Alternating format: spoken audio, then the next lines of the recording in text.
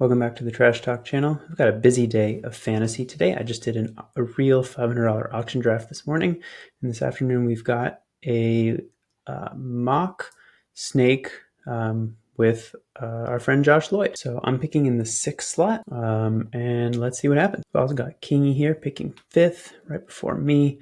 I'm going to draft somebody who I haven't taken yet this season. I think in mocks, I definitely haven't drafted him in any real drafts. We're going to go with the Halliburton build. Halliburton build can be a points, doesn't have to be, and we'll see who falls to us in the second round here. This draft is going pretty much as you would expect with that Davis, Halliburton, Giannis trio going 5, 6, 7. Sometimes Trae Young goes ahead of Embiid, but sometimes Tatum goes there.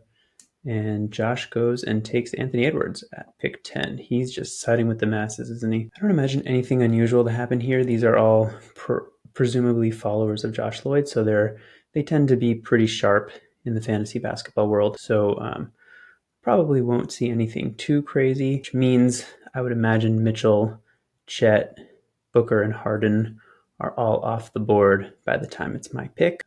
It does allow me to take Scotty Barnes, who I think is an interesting fit with Halliburton, and that allows me to do kind of a punt points-ish kind of build, and then go from there with really good defensive stats and solid percentages and defensive stats and really good assists. We got Edwards and Harden. Okay, I mean, probably flip that and makes more sense, but doesn't really matter.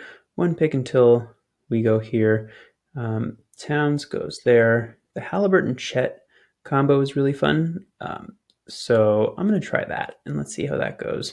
I would also take Booker here, but we're going to go with the Halliburton-Chet combo. And you see that a lot, actually, in this slot. It's something that I think makes a lot of sense to combine. It does allow you to punt points, but you don't necessarily have to. I do like that Towns and Giannis pairing. That's really interesting. I think that can be pretty successful. You're getting your big man stats with points and threes. Giannis, you tended to punt threes, but you don't really have to. This SGA, I would probably take Booker there. Then you can go ahead and punt threes, but he takes LeBron. Could still be a punt threes team, but LeBron does have, well, I guess he has similar value there to Booker. In threes, Luka and Booker is a pretty unfair combo. And now this tends to happen in every draft. That's kind of, I mean, maybe LeBron falls, maybe Booker falls, but that tends to be what you're looking at with the Jokic. In the 2 slot is Damian Lillard. Guys, I'm going to be totally honest with you. So I have a 7-week-old baby, and a 2-year-old, but the 7-week-old has not been sleeping very well today. So I might have to just stop this at a certain point. My wife needs some help. It is Saturday. It's just the 2 of us, but I'm doing the best I can here to get this video as far along as possible. We do have 14 picks. I doubt I'm going to get through 14 picks, but I can kind of draft away from the computer, and then I can show you guys the team at the end. So in this slot, in this punt, I am hoping that I can get Paul George. I can take Tyrese Maxey and really shift away from the punt, go get somebody who's going to score, and there goes George, and get me those assists too. I put Markin in my queue, but I meant to put J-Dub in my queue. He's probably who I want here. So, of course, Paul George and J-Dub are the next 2 picks. I'm going to shift away from the punt for now, and I'm going to go ahead and take Tyrese Maxey, at least put him at the top of my queue. He allows me to kind of come back in those stats that I'm lacking early. So let's go ahead and do it. So this slot, I mean, Paul George and J-Dub falling that far was pretty surprising to me. And I just barely missed him, but I would have easily taken either of those guys over Maxey. Scotty Barnes falls all the way to the 3rd round, which is interesting. The Wemby team taking Van Vliet probably a little earlier than normal, but I mean, taking anybody with Wemby, your team's going to be pretty awesome. Derek White goes in the 3rd round. That is quite early. Trae Young, Durant, and Fox just building a really good team. This is a really good team. So with Edwards and Harden, you can kind of go anywhere with this. Your scoring and assists are going to be pretty solid. Steals are going to be good. Free throw should be okay. So he goes with DeJounte, gets another guard. This is a a head-to-head league, and we don't know when the playoffs are. So that would affect, I think, drafting Murray there in the third round, because he does have a pretty bad playoff schedule for some. Jumping ahead here, I would happily take Lauri Markkanen if he falls to me in the fourth round. That is just bargain bin hunting. Same thing with Kawhi. Mobley and Chet would be a pretty awesome duo. And that gets me 3 on my queue. I need 4. I could just go Miles Turner and really shore up those blocks. I bet the guys in my queue are the guys who end up going, especially Mobley. Oh no, I need 1 more in my queue. So I'll put Turner in there. And in the fourth round, with this crew, I have made somewhat of a comeback in points, and there will be weeks where I'm just crushing in threes, because Halliburton averaged like a decent amount of threes last year. I don't know off the top of my head, 3 point something. So he's certainly worth it. I guess I just keep going this route. I'm going to take Kawhi in the fourth. That just seems like easy money for me. Halliburton only averaged 2.8 threes per game last year. I think he can bump that up if he stays healthy, which is what you're banking on when you pick him sixth. Let's skip ahead to Kingy's pick. Coming back in here, Kingy looks like he's maybe punting free throws, so I wouldn't... Oh, he's taking Hardenstein. I thought he was going to take Paolo there. I'm going to really crush everybody in blocks. Probably should be the number 1 blocks team after taking Miles Turner here. My other guy was Jamal Murray, who I considered. That makes sense. The Giannis team takes Banchero. So the Giannis team actually looks really good, because he's got Towns and Cade for the scoring. He's got those assists from Zion, and then he gets some more scoring, rebounds and assists from Paolo. The defensive stats probably going to need some work, but that team's looking real good. I also like this Embiid team. Embiid and Mitchell, if healthy, is an awesome combo. Not sure about Derek White in the third round, but Mobley in the fourth and Jamal Murray in the fifth. Looking pretty good. So we've got 3 picks until our slot. I'm hoping Miles Bridges falls to me. Zach LaVine is the backup. There are 3 more slots, so obviously both of those guys can go. There goes Cam Thomas. Somebody who I haven't really gone after, Brandon Miller, is probably an interesting one here. He's not really going to get those assists, but the scoring and the threes, and then with some upside, I like that. But I'm going to take Bridges here in the 6th. He gives me a little bit of everything, which is kind of what this team is lacking at this point. Just like volume of everything, if that makes sense. We've got pretty solid assists from 2 players, and Kawhi's probably going to get a decent amount. What did he average last year? 3.5. So maybe he bumps that up to 4. But Turner and Chet really aren't going to get any. So grabbing somebody who's going to average like 3 to 4 also it just keeps that number up and keeps fighting against all those other good assist teams. So this team is a bit of a punt points, but not heavily. It can be a punt points, but really good in threes, because Chet and Turner are my bigs who shoot a lot of threes for bigs, not just objectively. And now we're going to look to maybe find just a little bit more assists and some points in threes, if that's something that's possible at this point in the draft. It sometimes isn't. I'm just looking around. Garland went in the 4th. That's kind of that last points, threes, assist guy. He and Jamal Murray are like those last 2 who pop up. Kobe White's an interesting one. It's a little early for him in the 7th, but I do like that combination of stats for this team. I also like Simons, who just goes right as I mentioned his name. CJ McCollum is somebody who fits that bill as well, and with Trey Murphy being out for a while, at least to start the season, that's something that I think will help him. Yeah, so I think Kobe White is the pick here in the 7th. It's just a little too early, but I do think I've got the defensive stats from Kawhi when he's healthy, and Halliburton and Bridges, and then I'm pretty good at both defensive stats here, but not so good at rebounding. So I think Kobe White is a totally fine pick here. It'll be pick 78. His ADP is 76, so that's right around where he's going.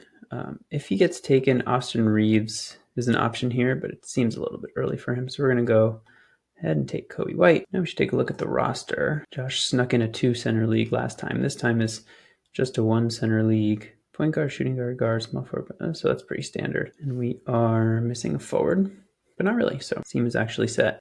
Was Connect 4 in the last one? So I don't know. So Josh takes Walker Kessler, who's been flying up boards now that he is starting at center for Utah. And that makes Josh's team, brings him right back in the running for blocks. He doesn't have another shot blocker really, but his guys all kind of get a little bit, so it gives him a chance. In the next round.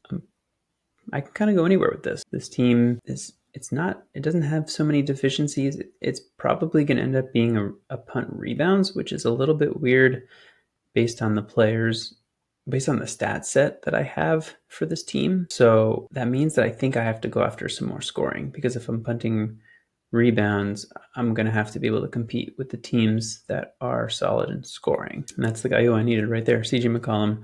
So Josh takes McCollum, and I don't know where I'm going to get my scoring and assists from at this point.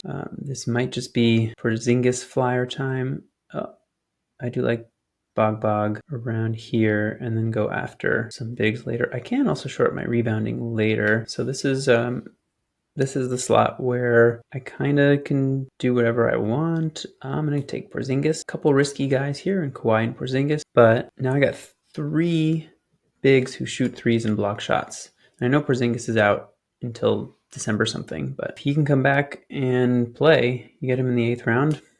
I don't know. Maybe he's in a void this year, but I don't think he was going to follow me in the 9th. And I haven't really drafted him yet. Not that this is a real draft, but we're going to go ahead and do it. Let's skip ahead. So I had Hero at the top of my queue. He goes there. Kingy takes Dyson Daniels in the 9th round. And I'm going to take Suggs here. Pick 103. Last year, Suggs was ranked 103. Yeah, but that's not real, because Scottie Pippen Jr. was 102. So we don't really like rankings from last year, do we? And with that, this team kind of has a little bit of everything. I don't know. I just like the value that I'm getting in every round.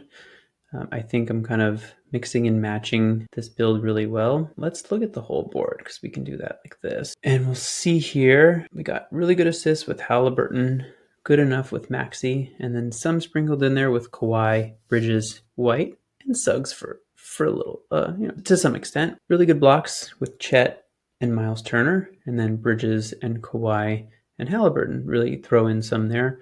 The threes are going to be excellent all around. Rebounds is going to be a bit of a problem for this team, but the field goal percentage should be able to beat any team that's punting it, and obviously won't beat a team like the Giannis team, but should be able to beat the Giannis team in scoring and assists and threes, and perhaps turnovers. This team's actually a good turnover team despite being a good assist team. The guys who would have really helped me in that, Tyus Jones and Chris Paul, just went right after me around here, so didn't have a chance to really shore up that part of this team. Coming back around, Jabari Smith is just somebody I like who has some upside, but he gets taken. I can shore up some rebounding here if I want with Valanciunas. I'll absolutely take Trey Murphy in the 10th if he falls to me. That's crazy that he's falling here. There he goes. I like Avdia here. I do like Klay Thompson in the 10th. Jackson Davis and Edey are 2 guys who I would consider here. And I think that's pretty much it with Valanciunas. Valanciunas probably ahead of those 2 centers. There goes Valanciunas. So I'm just going to keep... No, I don't think it makes any sense to go after rebound. So in the 10th round, I'm going to take Klay Thompson. And now this team's going to be excellent at points and threes with those good blocks, pretty good steals, still should be good at percentages. So I like where this team is. It's not going to dominate in anything, I don't think. Let's take a look at it again. It's a rebound deficient team that's kind of good at everything else, including assist and turnover. I really don't like what this Wemby team is doing. I said it's hard to ruin a Wemby team, but I don't really see vision here, because you take Brunson and Garland and Siakam presumably for the points and Simons, but then you're taking Hart and Keegan Murray, and I don't know, this team's just kind of all over the place. Maybe that's the idea. Jokic team gets Edey, that's fun. This is a pretty good Jokic team. Also kind of all over the place though. The Luka team, also looking really good, but we got to come back in because we're picking next. Denny Avdia is at the top of my queue. 11th round, kind of seems like a no-brainer. Pajemski's another option. Then we're kind of in flyer territory. There goes Hendricks, flyer territory. I'm going to take Avdia. In a standard head-to-head league, you don't really have a bench, right? You're playing all your players. But when you have, I drafted Halliburton pretty early. I think I have to take Nembhard. I don't have, but he should be good enough to be rosterable because he starts and he has a pretty good fantasy skill set. Like he's going to shoot threes, and get assists and steals. And when Halliburton sits, he's going to be excellent. So I think he's somebody who I just kind of have to take, and I would be a little nervous to miss out on him. So I'm going to take him in the next round if he falls. Let's see if he does. I really don't like that Caldwell Pope pick. I think if you're going to take Caldwell Pope later in the draft, it should be because you took somebody riskier early, because he's just a really safe pick without very much upside, who, we kind of assume will play every game, but doesn't really have much upside above 95th overall. He'll have some weeks, but he's going to average like 12 points, decent in steals, but that's pretty much it. But he'll play a lot of games. But if you take Curry, Sabonis, and Bam, I just don't think that's a relatively risky enough team to feel like I need Caldwell Pope here. Like at this point, you should be taking somebody like Noah Clowney, or Pajemski obviously didn't fall, but I don't know, D'Anthony Melton, a PJ Washington, something like that. I'm going to take Nembhard here because you just don't get the upside with Caldwell Pope. Like, yeah, you're taking him 135th or whatever, and he maybe is the 100th best player, but who cares? You should be taking somebody like Ben Simmons. Sure, go for it. See what happens. Maybe Simmons ends up playing this year. And if not, then you cut him. Well, welcome to the draft. We're already in round 13, and there's only 14 rounds, so you missed most of the draft. But I can show you the whole board like this, so you can see it's not quite the whole board. I can scroll up to the top. So I'm picking 6th. I got Halliburton and Chet to start it off, and then you can see the rest of it and tell me how stupid I am drafting this team. Is this a mock or is this a real draft? This is a mock. Okay. Scroll back up to the top for a second. It's going to keep scrolling down every time someone drafts somebody. I mean, I think this might be something we disagree on. So, like, I was really high on Kawhi Leonard last year, and I got a lot of Kawhi. I want to say in 20 leagues, I probably had like 12 or 14 Kawhis. It was one of my most owned players. And I'm struggling to see a role for Kawhi on my fantasy team this year. The fact that he got kicked off Team USA the way he did, the fact that he hasn't had a practice with the Clippers yet, the risk reward is incredible. I guess you got him in the 4th round. What was that pick? Yeah, I got him in the 4th round, middle of the 4th round. I mean, if you're getting him in the 4th round, I think your best case scenario here is that like he misses the first month and a half of the season and like has a random like shoulder injury and then comes back like a month before the fantasy playoffs begin, because I have a hard time believing he can actually sustain over an entire season anymore. And it's like, oh, he just did that last year. He just had a really good season last year, and he kind of wore down at the end of the season. And there's been language already that the Clippers are going to rest him more. So yeah, I'm not super high on Kawhi. In the 4th round, I don't think I have an issue with it. I was getting him in the 3rd round last year. So you've gained a whole round of value. Man, I love Kobe White. Just big Kobe White guy. So on the Kawhi front, it's tough because his upside is per game. His upside is like top 6, right? Like he could be on the same level as guys who are getting drafted in the top 10. Yeah, per game, right? Like I could see a world where in per game value he's very similar to SGA, or he rivals Tatum or Steph Curry. Like he's going to be at that level. It's just, will he stay healthy? But in the 4th round, it's just hard to pass up the potential of a 1st round player in the 4th round. There's not another one. There's nobody else who even comes close. So that's why I keep doing it, because it's just hard to pass up. Porzingis, I did a real draft earlier today for one of my friends. Porzingis went for $3 in an auction setting, and that was with 4 IRs. So I'm going to say I think you're probably reaching to take him in the 8th round there. He went for 9 in my auction today, also with 4 IRs. So I don't know, somewhere in between, I guess. Are you assuming that there's 3 or 4 IRs? Because the number of IRs in your league radically changes Porzingis' value. Radically. And I don't really know. I mean, I think most people play a 2 IR setup. I think that's like the standard. I think the standard is 1, isn't it? Yeah. I would disagree. And I started with the negatives, but go back up to the top of your team. I'll talk about the positives. So Kawhi and Porzingis, I think Kawhi's right around value, but it's a decision that I'm not betting on this year. And then I like Porzingis if you get him cheap, but I'm not sure that 8th round is cheap. Okay, so you started with Halliburton and then Chet, Maxey, Kawhi. Yeah, I really love Kobe. White in the 7th round. Klay Thompson in the 10th is nice. It looks like you might struggle to score a little bit, but Yeah, you've got that's a pretty. when you start with Halliburton and Chet. I was debating in that third round. I was like, is this going to be a punt points team? And I wanted either Paul George or J Dub to fall to me, and they went right before my pick. So if I had a chance to take Paul George or Jalen Williams, I would have just pivoted to a punt points. But Maxey felt like the best value of the guys who were left, so I just went for it. And it kind of turned my team into a good assist and good turnover team, which is always a fun combination to have. On weeks that Kawhi plays, you're going to absolutely crush people. You have the opportunity to 7-2 teams. We talk a little bit about regular season theory. The difference of beating a guy 7-2 versus 5-4 is just massive. It builds you a giant cushion, gets you into the playoffs. You can make trades later that you wouldn't be able to make if you were fighting for a playoff spot. Let's look at some of these other teams. So what did the Wembanyama player do? He surrounded Wembanyama with Brunson and Van Fleet, and then Garland. This kind of is the argument for a third round reversal. That's a pretty solid Wembanyama team. Obviously, we know I love Nick Claxton. Getting him at the end of the 6th round this year for that Nets team. He's a little hurt right now, but I think that's going to return value. It looks like a good team to me. Joker player, dude. The fact that you can pair Joker with Lillard and Irving, that is nuts. That's not fair.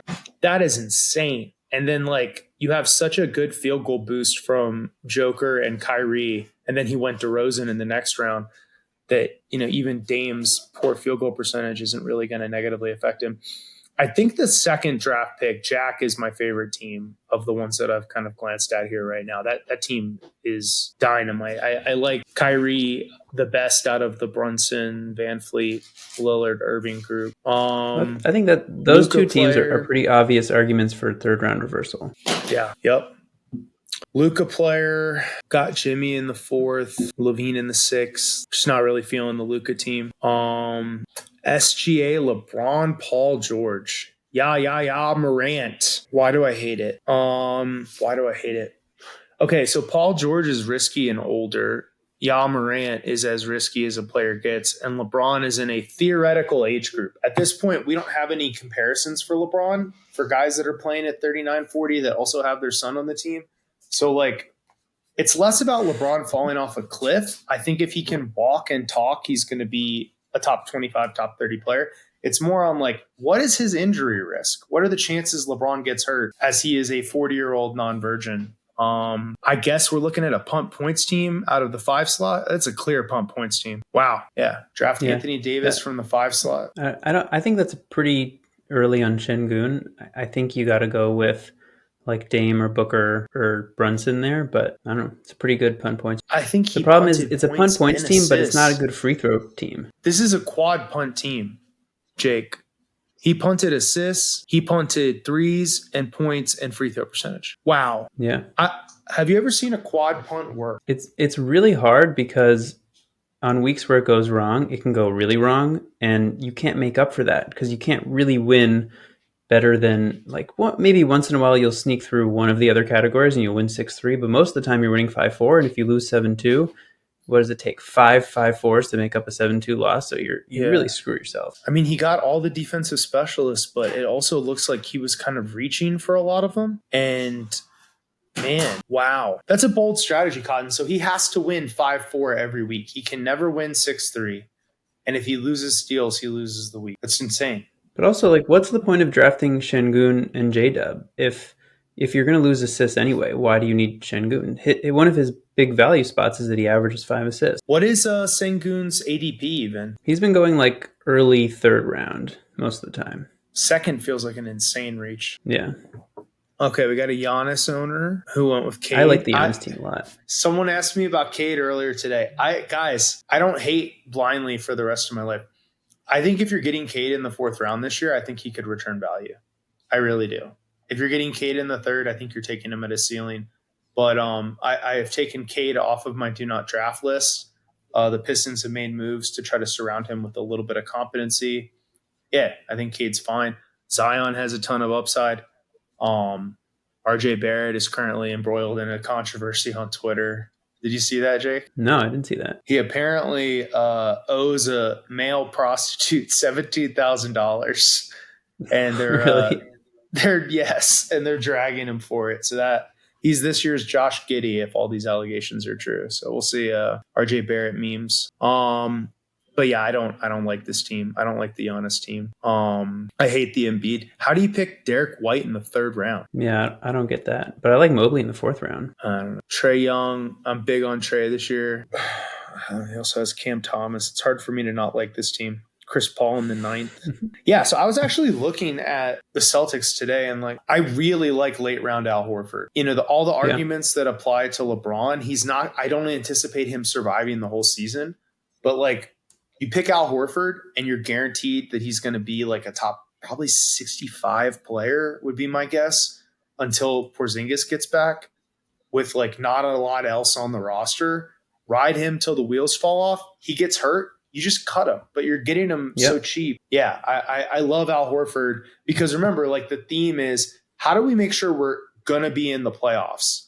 And damn it, if we can, we go for a bye. And Al Horford, I think, is going to be on a lot of teams that end up in the first and second seed. Maybe not at the end of the season, but definitely drafted. Anthony Edwards. So this is Lloyd's team, right? The 10th pick? Yeah, that's Josh Lloyd. Yeah, I mean, I don't want to hate on it just because it's Josh Lloyd, but we've been pretty consistent on this. Like, Anthony Edwards as a first rounder is a joke. I like it's a mistake. There's no logic for it. I actually think he agrees with that. He knows that people take him there, so he's trying to show what a team would look like with Edwards taken there. We can watch his video later and see if that's what he says. Yeah, I mean, it would be unfair if I gave him special treatment and I critiqued your picks, but then like I didn't critique his picks. So, you know, maybe he's going to open his video with "Don't do this at home." I do think that that's a little. I don't trust Harden's ability to be durable anymore. So that per game, I think that's the right spot for Harden. Like we kind of talked about this, I think, in our other video that we did, the tier ranking system. Yeah. Harden's per game is going to be awesome. Harden's durability at his age and the way he doesn't take care of his body. I like DeJounte Murray in the third. I like that pick. I love Laurie in the fourth. Laurie in the fourth is criminal. That's almost makes up for the Anthony Edwards pick in my opinion. Yeah, he's just dropping because of people are worried about him not playing in the fantasy playoffs. But in regular season, he's going to be a top 20 player. Yeah, but like with how flat the draft is now with draft odds, like I don't even think that there's a full on. I mean, the Jazz were really good last year until they started pulling every little move out they could to tank. And it's like, we don't know what year the Jazz decide to stop doing. Like this could be the year that the Jazz they're like, you know what? Let's be a play-in team. We still have cap space. You know, we'll make a move next. We don't know for sure. Could be, yeah. And when you know Laurie's like a top 14 player in per game and he has no competition for shots, I like Laurie in the third. I love Laurie in the fourth. Walker Kessler, something there. Trey Murphy, Terry Rozier. Yeah. I mean, I think there was no upside on his first two picks, and I think there's a lot of upside in the rest of the picks. Like Walker Kessler has a ton of upside. Rozier has a ton of upside. Trey Murphy. So like, yeah. I don't know. It feels mediocre. Maybe he's just doing it to prove a point. But if you mess up your first round pick, it's hard to have a good draft after that.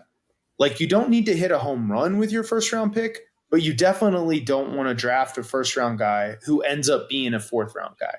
Because it makes everything else you're doing so hard. Yeah, and that's the risk of drafting Embiid, right? You're drafting somebody who might be a first-round guy and might not even be on your team. Tatum, Ball, Jaren Jackson, Desmond Bane. This feels like a classic 4-seed, maybe 5-seed team to me, assuming LaMelo stays healthy.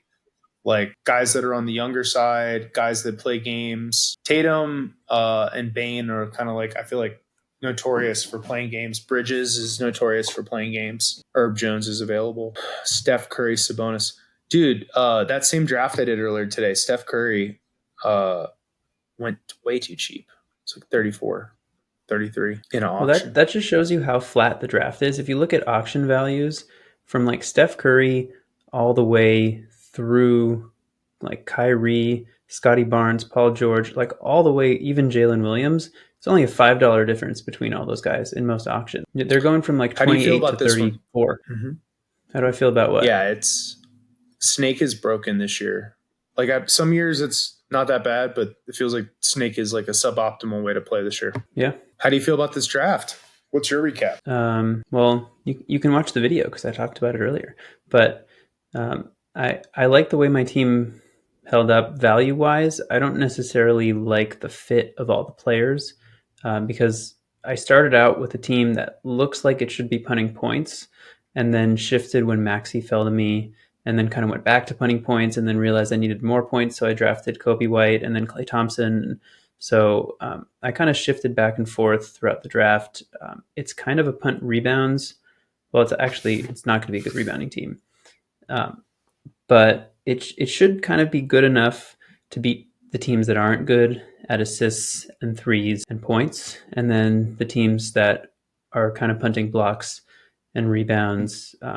Like I kind of fit in between everybody, so I'm going to have some weeks where I crush teams and some weeks where I get crushed. It just feels like maybe the fourth seed in this league. But I did something. I'm curious of your take on this. So I took Halliburton in the first round, and then I took Andrew Nemhard in the 12th round. And Nemhard is somebody who I think is probably rosterable in fantasy if Halliburton's healthy, but shoots way up if Halliburton's hurt. So how do you feel about handcuffing somebody like that? I did a lot of handcuffing today. I got Dame, and I also got Gary Trent Jr. I got Jimmy Butler, and I paired it with Rozier. I think handcuffing is really important, especially as you play in like serious cash leagues that are razor competitive. Making the playoffs is everything. If you don't, I had 20 teams last year, and I had like 4 teams that either missed the playoffs by a tie or one game, where there was a tie and they didn't have the tie, or they were one game below, missed the playoffs. Doesn't matter how good your team is. Now you're not able to play for the cash. So the handcuff, it really, it maybe lowers your ceiling a little bit, but it dramatically raises your floor, because now when you lose that second, third, fourth rounder, you're gaining a magical fourth rounder that plays that well until your player gets back. So handcuffing is a smart strategy. I think you're really rolling the dice if you don't have any handcuffs and you get into the higher level leagues where they're really competitive. So yeah, I like that. I think it's a smart handcuff. Yeah, and I probably should have also handcuffed Porzingis with Horford. I I probably should have taken Horford instead of Avdia there in the 11th round. Like if I could go back, that's probably the change that I would make, because he's going to be awesome until Porzingis comes back, and then I can drop him and activate Porzingis. Yeah, I think that makes a lot of sense too. That's a good combo. Or you just take Horford and you bet against Porzingis playing before February. Like, it's you might get the whole fantasy season out of Horford. We don't know for sure when Yeah, Porzingis is going to be back. He's had ramp up issues in the past. yeah. And the team that drafted Embiid, Beast Mode, just didn't draft Andre Drummond. Andre Drummond went in the 13th round. I think you have to take Drummond if you take Embiid. You got Noah Clowney though. I think Clowney's going to have a good year. Yeah, I got Clowney in He my might auction not. today. That's fun. Clowney might not break out until after they trade DFS though. So just to say this, you might have a rough first 6 weeks or 7 weeks of owning Clowney, but I can't see a scenario where the Nets don't trade DFS. But they're probably going to showcase him for the first 2 months. Makes sense. Yeah. All right. Well, Josh, it was great to have you on my video with the other Josh. This is our second video together, right? I've made like 12 of these already, and Yeah. you made your appearance. It was good to see you. Yeah, I'm in Mexico for the next 5 days and have a lot of downtime. I'm not doing any comedy, so it's a good time for me to jump in videos. I just checked into the hotel like 5 minutes before I jumped on. Nice. Well, it's good to have you, and hopefully we'll see you in the next one. Talk to you soon.